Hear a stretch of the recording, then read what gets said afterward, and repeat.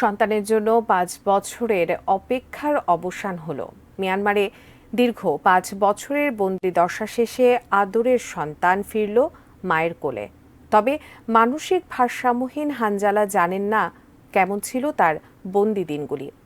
সাদ্দাম আলীর ক্যামেরায় সহকর্মী মিল্লাদুর রহমান মামুনের রিপোর্ট। বৃহস্পতিবার বিকেলে বড় ভাইয়ের সাথে ট্রেনে চেপে সৈয়দপুর রেল স্টেশনে নামেন হানজালা।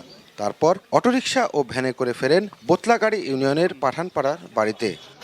বিকেল গড়িয়ে তখন সন্ধ্যা প্রায়। অসুস্থ বৃদ্ধ মা মেহেরুন্নেসা উঠানে বসে প্রহর গুনছিলেন ছেলের ফিরে আসার। 2010 সালে সড়ক দুর্ঘটনায় মাথায় আঘাত পান আবু হানজালা। হারিয়ে ফেলেন মানসিক ভারসাম্য। হঠাৎ নিরুদ্দেশ হয়ে যেতেন তিনি। 2018 সালে আবার নিখোঁজ হন হানজালা। 5 বছর পেরিয়ে গেলেও খোঁজ নেই।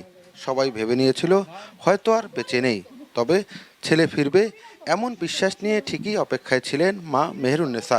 সেই দিন থেকে তো আমি অপেক্ষায় আছি। আমার তো নিন ঘুম নাই। আমি বলি যে আমার হামজা মারা যায় নাই, আমার হামজা একদিন আল্লাহ বাঁচে থাকলে আসবে। অবশেষে আইনশৃঙ্খলা রক্ষা বাহিনীর সহযোগিতায় জানা যায় হানজালা বন্দী আছেন মিয়ানমারের কারাগারে। বুধবার দুপুরে 173 জন বাংলাদেশি বন্দীকে নিয়ে কক্সবাজার পৌঁছায় দেশটির প্রতিরক্ষা বাহিনীর জাহাজ নেভাল শিপ চিন ডুইন। ভাইরা গিয়ে তাকে বাড়ি নিয়ে আসেন।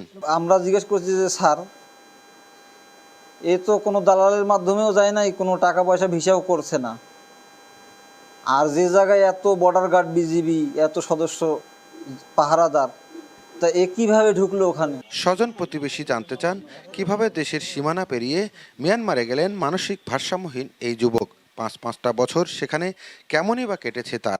প্রশ্ন শুনে নিরুত্তর ও নিশ্চুপ হানজালা। তোমাকে খাওয়াইতো,